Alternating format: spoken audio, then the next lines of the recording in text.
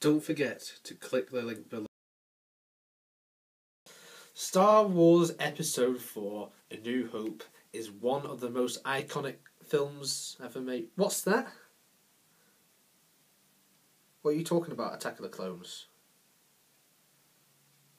Oh yeah, I'm doing it in episodic order. Shit. Okay, let's get this all out of the way, everyone. My name is Obsessuvian95. I am currently doing a marathon of reviews, going through every episode of the Star Wars franchise, but I'm doing it in episodic order instead of the order of when they're released, because it went episode 4, episode 5, episode 6, and 1, 2 and 3. 4, 5 and 6 are always the best. So episode 2, Attack of the Clones. I'll give you a brief rundown of the plot and all of that. So here it is, the box art for this DVD of this absolutely amazing film. Excuse me while I go and vomit. The Star Wars saga continues with Episode 2, Attack of the Clones. Anakin Skywalker has grown into an accomplished Jedi apprentice. I'm sorry, but that just makes me laugh. He is not an accomplished Jedi apprentice. He is an absolute douchebag in this film.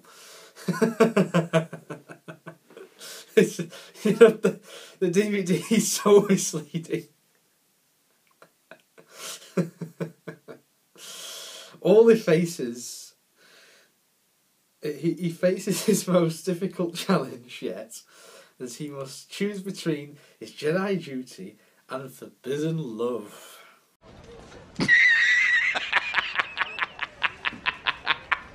Are you serious? Relive the adventure the way it was meant to be seen in spectacular digital clarity, including the climatic Clone War battle and Jedi Master Yoda in an ultimate lightsaber duel. You know, the DVD of this, I'll just briefly say, it's just basically telling me what all the best bits of this film, because I feel that, like The Phantom Menace, this film is so boring, and the only bits worth watching, I'd say, are the final scenes, like the final battles on Tyranus and all of that. So yeah, that's that out of the way. Let's just get on with reviewing this. What happens in this film is this bounty hunter, who's actually Boba Fett's father, called Jango Fett, he wants to kill Padme and Amidala, again played by Natalie Portman. We don't even see any sign of her decoy, played by Keira Knightley, you know, the one with the very boring voice who I just want to shoot with my gun. I don't have a gun, but still, if I did, I'd easily shoot her. Along with another character. Yeah. Episode 2. I think I kind of prefer it over The Phantom Menace, but that's not really saying much, because Episode 2 is still a bad movie. I'll admit, I really love Star Wars. I love the original trilogy, but for me, one of the worst aspects of the whole franchise are Episode 1 and Episode 2. I'll talk more about Episode 3 in my review, because Episode 3 is a different story, but I'll go into that when I review that. With this, of course, they're trying to kill Padme, so 2 Jedi Knights are assigned, and who are they? Oh yeah, Obi Wan Kenobi and Anakin Skywalker. Could you imagine if they assigned 2 completely different Jedis? You know, it's just so convenient that it happens to be Anakin and Obi-Wan. Anyway, Anakin has aged into a young, accomplished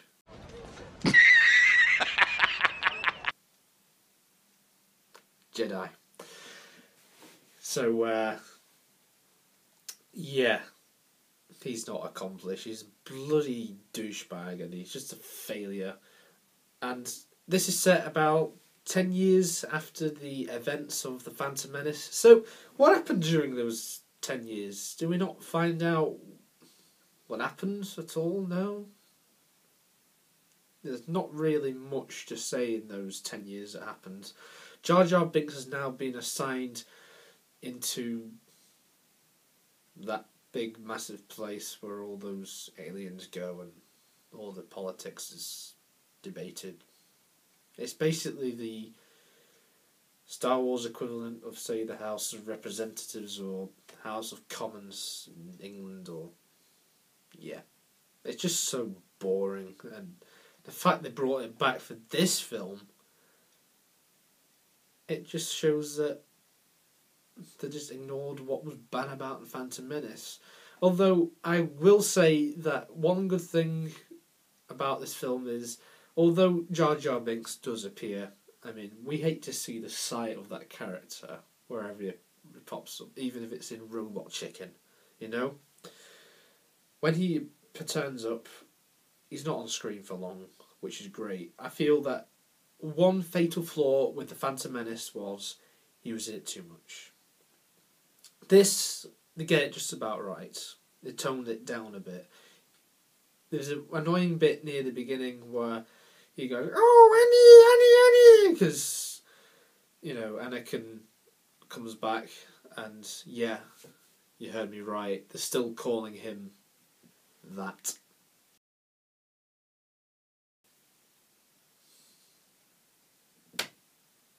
So yeah, within the first 10 to 20 minutes, I really get the impression that this film doesn't really learn that much from its predecessor.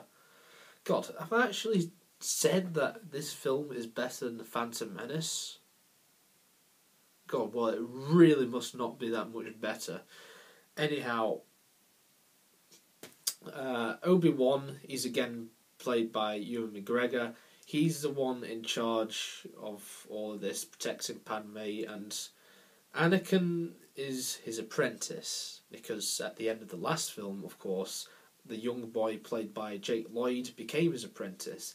Despite Yoda saying earlier in the film that he's too old, yet at the end of it, the film, it was just completely forgotten about, and you got the impression that Yoda didn't really give a shit. And Hayden Christensen, what can I say that's not been said before? I'm sure many, many people have said this. One of the worst things ever about Star Wars is the casting of Hayden Christensen. Now, I don't necessarily know if it's the actor's fault. You know, I really want to blame George Lucas more for this, because I feel like some of the decisions he made in directing, because of course we can't forget that he directed all three of the prequels. I mean, in the original trilogy, the only one out of those he directed was the first one, A New Hope. But I feel that some of the decision making for all three of the prequel films is a bit questionable. Like, why does C-3PO have to be built by Darth Vader? Why does Anakin Skywalker hate sand? And most important of all, why does Jar Jar Binks exist? Okay, now, you know how Episode 1 has the fatal flaw of having Jar Jar Binks? You know what it is in this? The love story. Yeah, so you probably sat there thinking, well, that's no surprise. He's just like all the other reviewers. He hates the love story. Well, yeah, it's pretty predictable what I'm going to say, but easily the worst thing about this film is the love story, because basically what you get through, say, the first 90 or so minutes of the film, the first 3/4 of the film, is you get Anakin and he's becoming some sort of perv and he's stalking Padme, which is really creepy, to be honest. Especially when Padme says to him, "Oh, I don't like that. Can you stop doing that?" And they say, "Why do you want me to stop?" "I'm sorry, my lady." And I'm just paraphrasing. That's not actually what they said. It's probably done better in the film. Well, I say it's done better. The dialogue is just so cringeworthy. You know, I could do better, and you know, I'm not a professional screenwriter, so I don't know what they're on when they made this film. I don't know what the writers. Say the writers. George Lucas wrote this as well, doesn't he?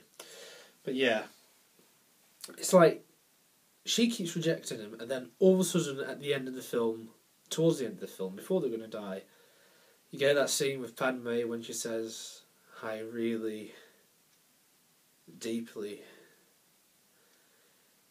love you."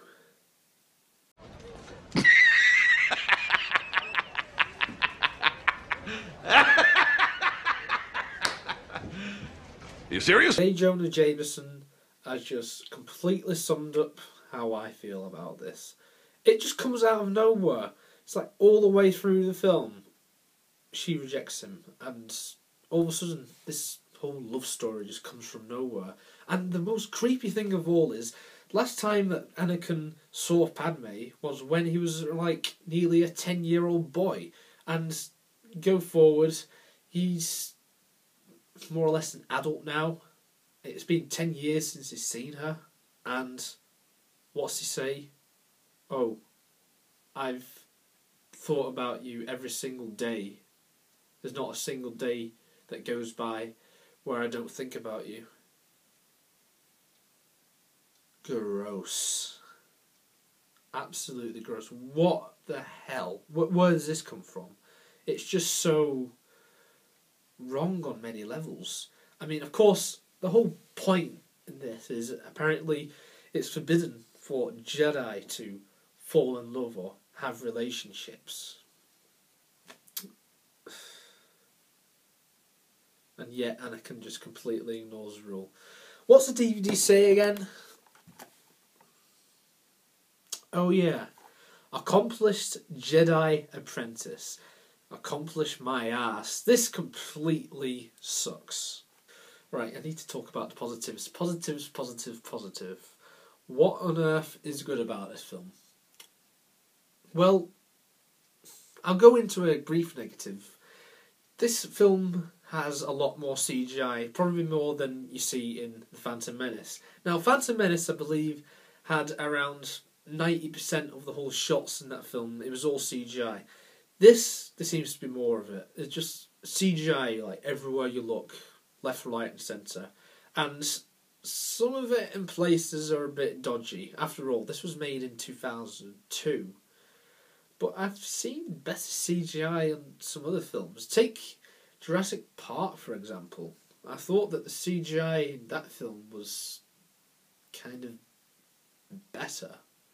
And that was made like nearly 10 years before this came out. But I say there's some parts are dodgy. It's just like Phantom Menace.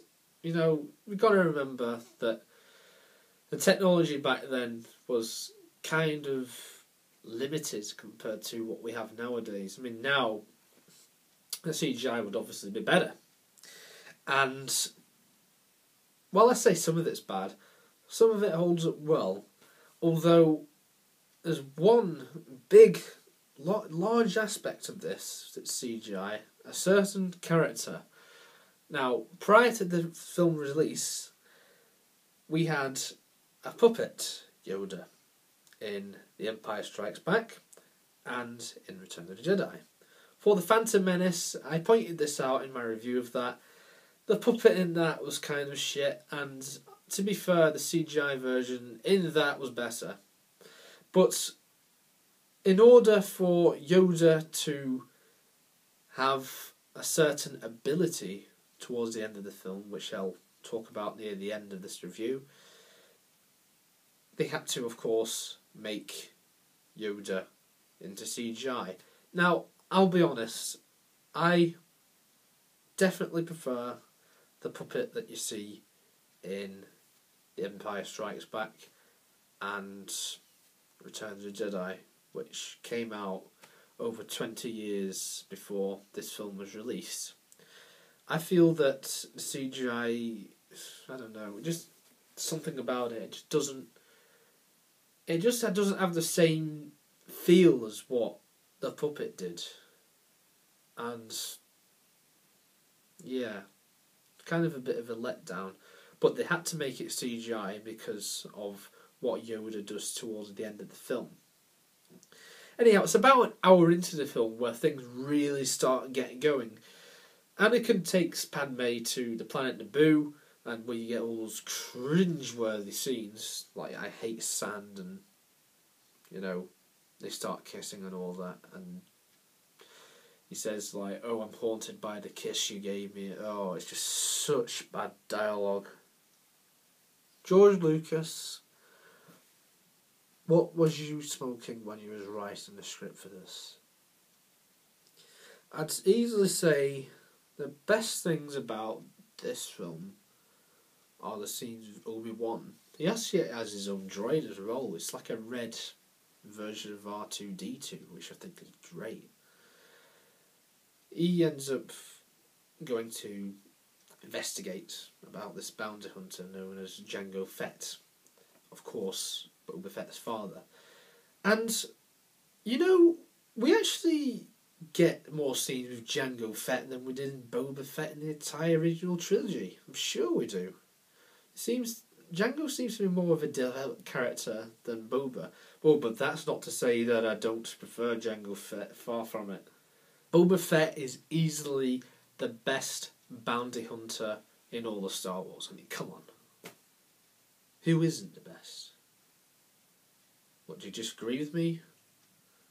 Well, alright, there's some stuff from the expanded universe I could say that you might say is better, but to be honest, I don't really know that much about the expanded universe, to be fair, and the only stuff I really know about Star Wars is the stuff that takes place within the first 6 films.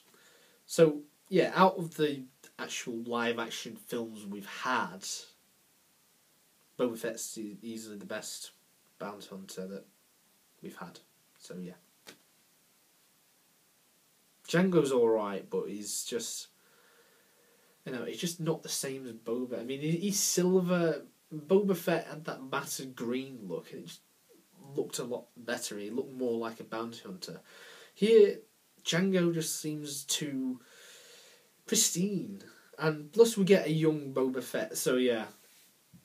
The vision I have when Lucas envisions this whole prequel idea, yeah, we're going to get a young Anakin Skywalker, we're going to see the younger days of Obi Wan Kenobi, we're going to see Yoda wield a lightsaber, and we're going to have a guy with a purple lightsaber, we're going to have a love story between Anakin Skywalker and Padme Amidala. We're going to get a child-friendly character that everyone will seem to hate later on.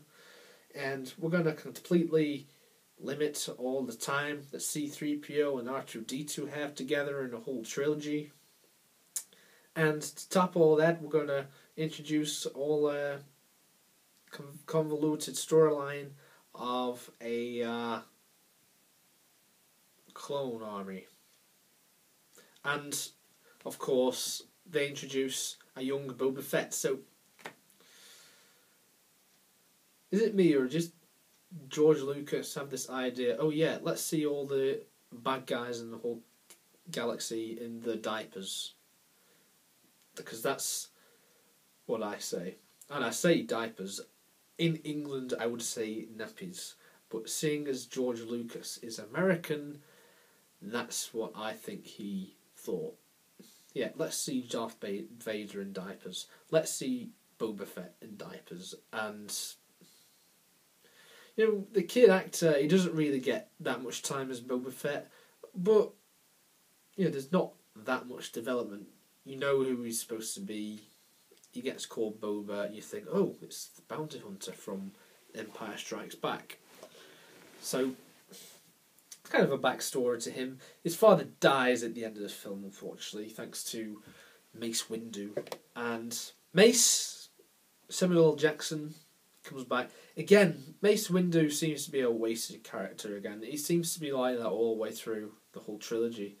He seems to come across as one of the most boring characters out of the whole prequel trilogy. It's a shame because Samuel L. Jackson, I feel that if they wrote the character better, then Samuel L. Jackson would have had more to do with the character. I just feel that he couldn't do much with this particular character, and the only noticeable thing about this character is that he has a purple lightsaber, and I suppose that would have sold well in stores in terms of merchandise and replica props and all that when this film was first released back in 2002, because up to this point the only colours we ever saw in the films were blue, red and green. So the fact now that we have a purple lightsaber to go along with the double-edged lightsaber that debuted in The Phantom Menace, was used by Darth Maul, is good.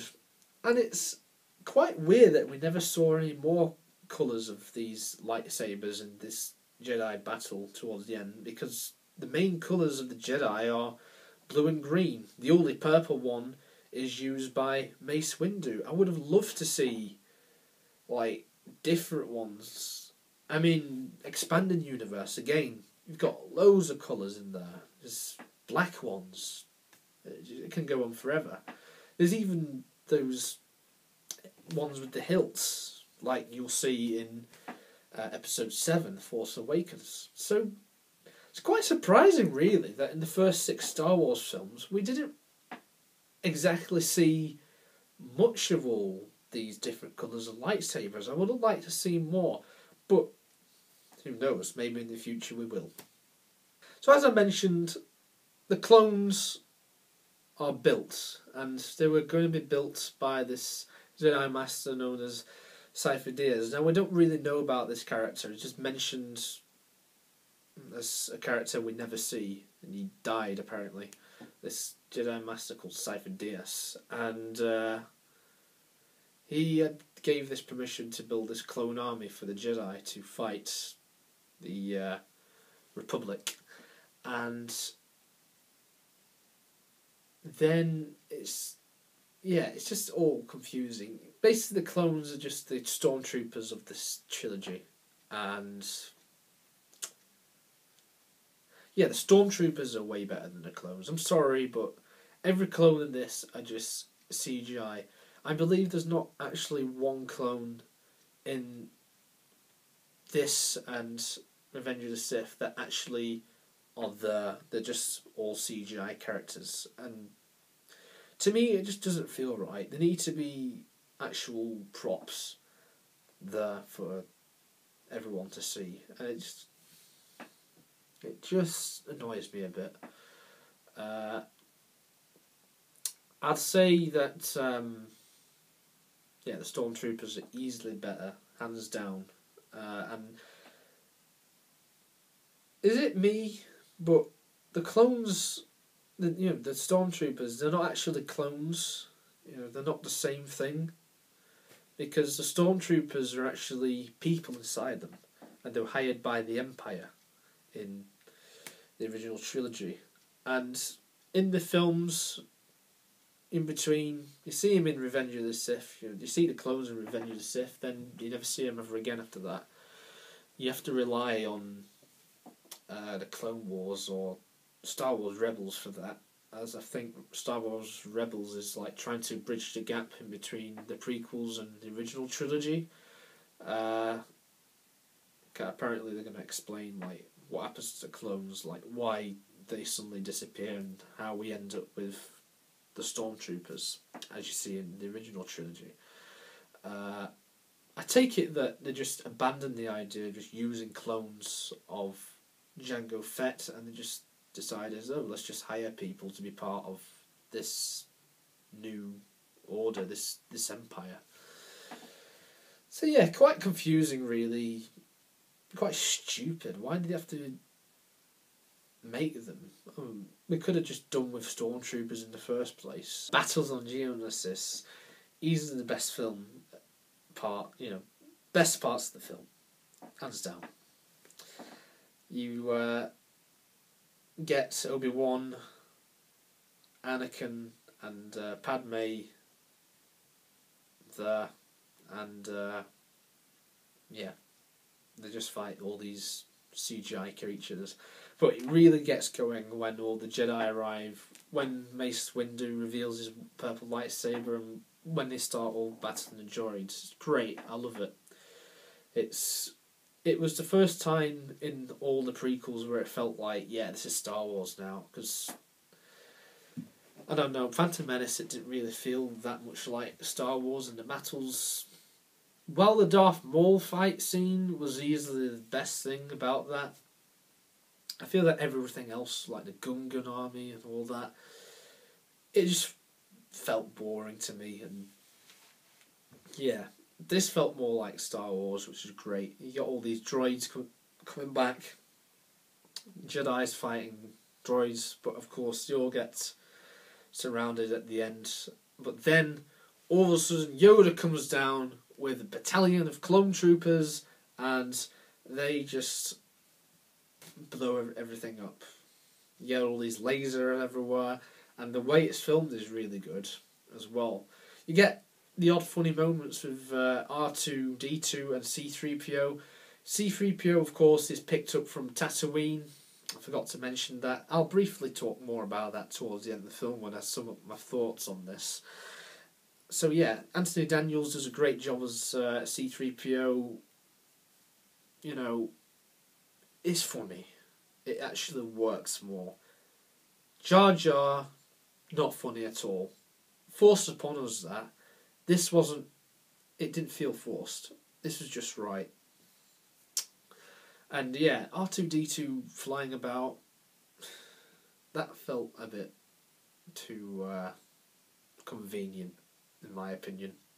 But I feel that the battles, like all the battle scenes towards the end, is brilliant. The way it's filmed and everything is great. All the lasers in the sand and all that, because it's a sandy place. It's just it's a bit like Tatooine, except this is Geonosis. Am I pronouncing that right? Geonosis. Whatever. I suppose it's not as bad as saying Genesis as Terminator Genesis, but anyhow.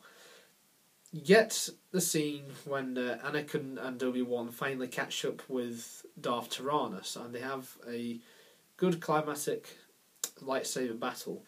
Obi Wan is wounded by Count Dooku, and then it's all up to Anakin. But then Anakin loses his hand.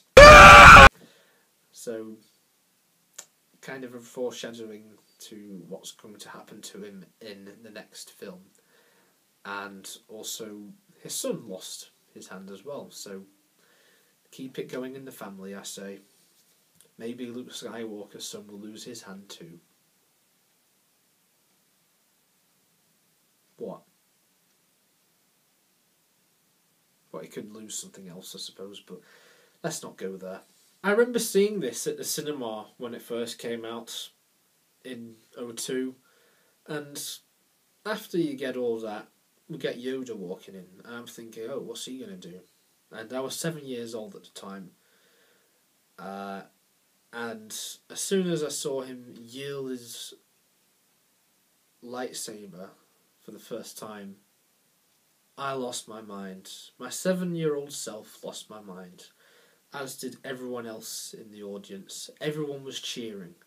Well, some people were laughing, and I can see why they were laughing, because it looks kind of ridiculous. You get this old Jedi Master who's centuries old. He uses his walking stick all the time. All of a sudden he gets his lightsaber out and he's jumping all over the place. Now, for what I gather, the Force can give you these abilities. It can make you a lot stronger than what you appear to be. So, the way I see it, the Force makes him do that. Yeah. Wouldn't it be funny if he did that in the original trilogy? It would have been totally silly. Here, while it kind of does feel a bit silly with him jumping all over and fighting with Count Dooku, you've got to love it. It's a scene that I feel really nostalgic for. I remember loving it the first time when I saw it as a kid. And yeah, Yoda himself and the whole film, I feel that Frank Oz does an excellent voice performance as Yoda. I don't know what it was. In my last review, I pointed out that the voice acting for Yoda and the puppet, everything about Yoda and the Phantom Menace just seems a bit off for me. But I feel that in this is done better. The voice acting's better. Although I prefer the puppet version in original trilogy, I must say that the CG version, it was necessary because it was needed for the lightsaber battle, because I'm sure everyone would have wanted to see Yoda have a lightsaber battle with a Sith Lord. And yeah, Frank Oz, great voice performer. He voiced some Muppet characters, didn't he? Yeah, as I recall, he voiced Miss Piggy.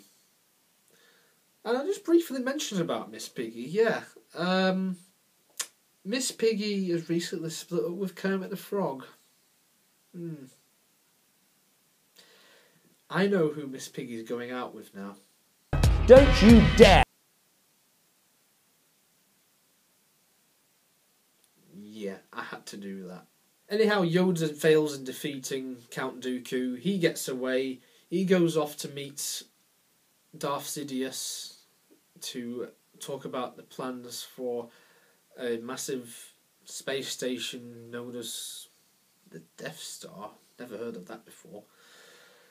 And it leads up to what you see in the original trilogy, when you see the Death Star and all that. So it's nice that we get a glimpse of our villains planning the Death Star.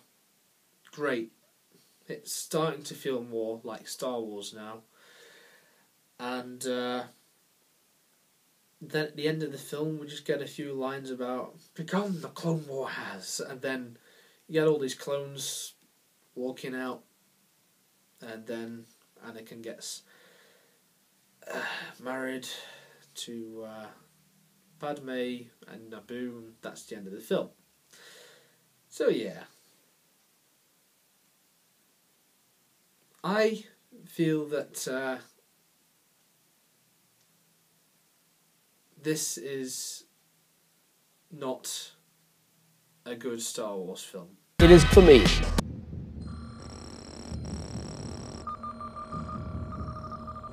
Fuck you, asshole. But you would say it is to you. I mean, everything you say is completely the opposite of what I say, David. So why are you even arguing with me? Why did you just go off with Miss Piggy? Again, it's a bad Star Wars film. Overall score, I give this a 3.5 out of 10. It's slightly better than The Phantom Menace, but like I said, nothing much to go by. I mean, you get the odd thing here and there, which is a nice thing, especially like when Anakin and Padme go back to Tatooine, same place as where Luke Skywalker is brought up in A New Hope, so it's nice that they visited there, a nice homage to that. And of course, we get Shmi Skywalker making a brief appearance, and she dies after she was captured by the Tusken Raiders, and Anakin kills all the Tusken Raiders, and it's the first sign of Anakin turning to the dark side of the Force. And even though I don't like Anakin as a character, I would easily say that the best scenes with Anakin are the scenes between him and Padme when he's talking to her about how Obi Wan's holding him back, and how he says that he slaughtered them like animals and all that. But that's the only good thing about Anakin in this film. The rest of the film, it just sucks. Like, I hate sand and all this. Yeah. I'm sorry, but no. Darth Vader hates sand. Right, so he has a nickname of... and he hates sand. George Lucas, you really have ruined the greatest villain in sci-fi of all time, haven't you? Right, so thank God that I've done that review. I've got that out of the way. I've got easily the worst two Star Wars films, in my opinion, out of the way now. And next up is Revenge of the Sith, and you'll have to wait and see about what I think of that film. So I hope you are having a great day, and until next time, everyone, cheerio, bye for now. Don't forget to click the link below to subscribe to me, James Croft, aka the Obsesstuvian 95. Have a great day.